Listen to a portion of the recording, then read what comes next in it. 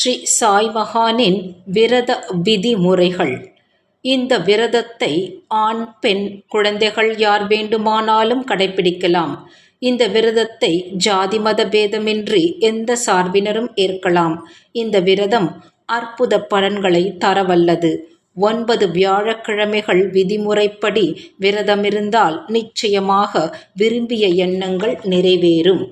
விரதத்தை எந்த ஒரு வியாழக்கிழமையிலும் சாய் நாமத்தை எண்ணி ஆரம்பிக்கலாம். எந்த காரியத்திற்காக ஆரம்பிக்கிறோமோ அதை தூய மனதில் சாய்பாபாவை எண்ணி பிரார்த்தித்து கொள்ள வேண்டும்.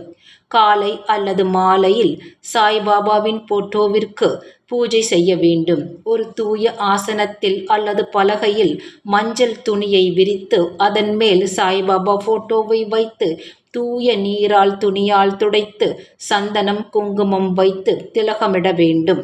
மஞ்சள் நிற மலர்கள் அல்லது மாலை அணிவிக்கவும். ஊதுபத்தியும் தீபமும் ஏற்றி சாய் விரத கதையை படிக்கவும். சாய்பாபாவை மனதில் நினைத்து தியானம் செய்யவும். பழங்கள், இனிப்புகள், கற்கண்டு எதுவானாலும் நைவேத்தியம் வைத்து பிரசாதத்தை விநியோகிக்கலாம். இந்த விரதத்தை பழ திரவ ஆதாரங்கள் பால், டீ, காபி, பழங்கள், இனிப்புகள் உட்கொண்டு செய்யலாம். அப்படி நாள் முழுவதும் செய்ய முடியாதவர்கள் ஏதாவது ஒருவேளை மதியமோ இரவோ உணவு அருந்தலாம்.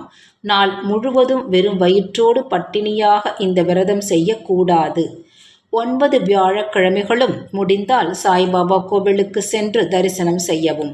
முடியாதவர்கள் வீட்டிலேயே சாய்பாபாவின் பூஜை பக்தி சிரத்தையோடு செய்யலாம். வெளியூர் செல்வதானாலும் இந்த விரதத்தை கடைபிடிக்கலாம்.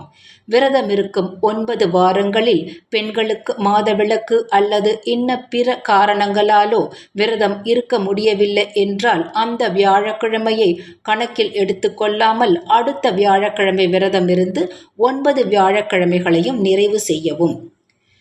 விதிமுறைகள். 9வது வியாழக்கிழமை விரதத்தை நிறைவு செய்ய வேண்டும். அன்று 5 ஏழைகளுக்கு உணவளிக்க வேண்டும். நேரடியாக உணவு அளிக்க முடியாதவர்கள் யார் மூலமாகவோ பணமாவோ உதவு பொருளாகவோ கொடுத்து உதவலாம். உணவு அளித்தும் ஏற்பாடு செய்யலாம்.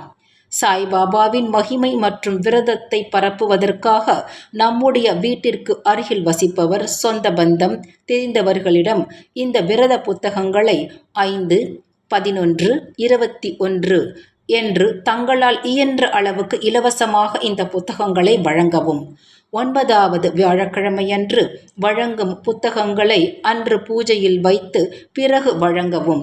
இதனால் புத்தகத்தை பெறும் பக்தர்கள் விருப்பங்களும் ஈடேறும், உங்களின் விருப்பங்களும் ஈடேறும். மேற்கூறிய விதிமுறைகளின்படி விரதமும் விரத நிறைவும் செய்தால் நிச்சயமாக எண்ணிய காரியம் நிறைவேறும். இது சாய் பக்தர்களின் அசைக்க முடியாத நம்பிக்கையாகும். ஆன்மீக அன்பர்களே, வியாழக்கிழமை தோறும் இந்த விரதத்தை அனுஷ்டித்து பலனடைய வேண்டும் என்று விரும்புகிறேன். ஸ்ரீ சாய் விரத கதை அதையும் ஒளிர விட்டிருக்கிறேன். உங்கள் இல்லங்களில் ஒவ்வொரு வியாழக்கிழமையும் இந்த